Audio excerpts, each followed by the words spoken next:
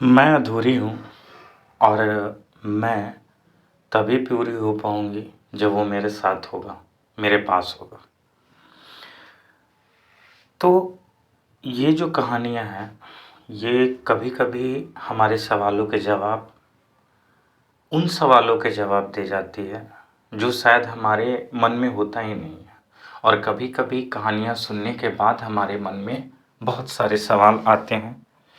कुछ उन्हीं सवालों के जवाब मैं इसमें ढूँढ रही हूँ। आज की सुबह भी बहुत खुश है। मेरे भेड़ों ने 4 मेमने जने थे। पिताजी सुबह 3 बजे से ही जाग रहे थे और भेड़ों की देखभाल कर रहे हैं। उसमें से एक बहुत ही सुंदर है। उसकी मखमली काया और उसके मासूम चेहरे पर भूरी आंखें उसकी सुंदरता और बढ़ा रही हैं। माँ अभी तक जागी नहीं है क्योंकि देर रात सोई थी। चूल्हा जलाकर मैंने माँ और पिताजी को चाय दी। आज खेत में भी सिंचाई के लिए जाना है। पंपी सेठ उसी के पिता का है और उसका खेत मेरे खेत से 3 खेत आगे है। मेरे बाद इकबाल चाचा का, उसके बाद राजमनी चाची और फिर उसका तीसरा खेत। हमारी खरीफ की फसल कट चुकी है और रबी की बुआई चल रही है।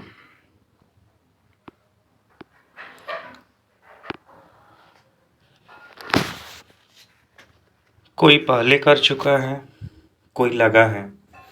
खेत में अभी सरसों के पौधे दिखाई देने लगे हैं। अरे आज तो वह खेत पर आया है। नालायक है तू। चल खेत की मेड़ बनाकर पानी डालना शुरू कर। उसके पिताजी की आवाज़ फटकारते हुए निकलती है और वह भी चुपचाप काम में लग जाता है। मैं काका, मेरे खेत की सिंचाई करनी है। पिताजी ने कहा था कि आपसे इस बारे में उन्होंने कह रखा है। काका, हाँ, पर वह नहीं आया। तो फिर मैंने बोला, वह भेड़ों की देखभाल कर रहे हैं। भेड़ों ने 4 मेमने जने हैं। काका, जा रे चरण, पहले उसी के खेत की सिंचाई कर दे। पाइप उसकी खेत की तरफ लगा दे। माफ़ करना, बातों बातों में मैं उसका नाम बताना भूल गई। उसका नाम चरणजीत है और आज वह बहुत दिनों के बाद खेत पर आया है। ऐसे वह कभी खेत पर आता है और कभी नहीं भी आता है, लेकिन आज मैंने उसे बहुत दिनों के बाद देखा है। चरणजीत कहता है, ले रे मेघना, तू ही सिंचाई कर ले, तू खुद ही क्यों नहीं बरस जाती। मैं कहती हूँ, मैं मेघ हूँ, बरखा नहीं। कर देना, रात रात को खीर खिलाऊंगी। चरणजीत, पक्का? तेरे पिता ने कुछ कहा तो? फिर मैं कहती हूँ, वो तेरी हरकतों से गुस्सा है। तुझसे तुझसे नहीं, कुछ देने से भी नहीं। जैसे काका तेरे पे गुस्सा होते हैं। चरणजीत सिंचाई करता है और पूरे खेत की मेड़ भी ठीक कर देता है। तब तक माँ भी खेत पर आ गई। वह माछ रोटी लाई थी। चरणजीत ने भी वो रोटी खाई और अपनी खेती की सिंचाई करने लगा। खुद की खेत की सिंचाई वह करना शुरू कर देता है। काका ने फिर उसे कहा, कल से कारखाना चले जाना। रजुकार साहू का फ़ोन आया था। तेरा तेरा गेट पास भी रिन्यूअल कराना है।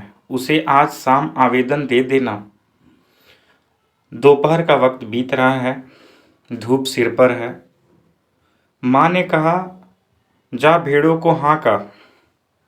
तब तक चरणजीत, उसने सिंचाई कर ली थी और वह भी मेरे साथ आ गया। हम दोनों साथ भेड़ें चरा रहे थे। आज उसने कहा, तू मुझसे तो अच्छी सबका ख्याल रखती है, अपने साथ साथ मेरे भी माता पिता जी का।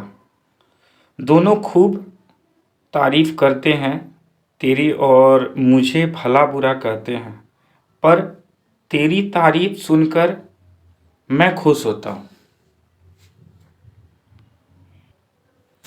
ऐसी बातों से मुझे कुछ कहने की इच्छा हुई, पर मैं रुक गई और अपने मन को रोक लिया। पर तुम ज़रूरी हो और मैं अधूरी हूँ। तो कहानी का सिलसिला अभी तो जारी रहेगा फ्रेंड्स, और जारी है भी।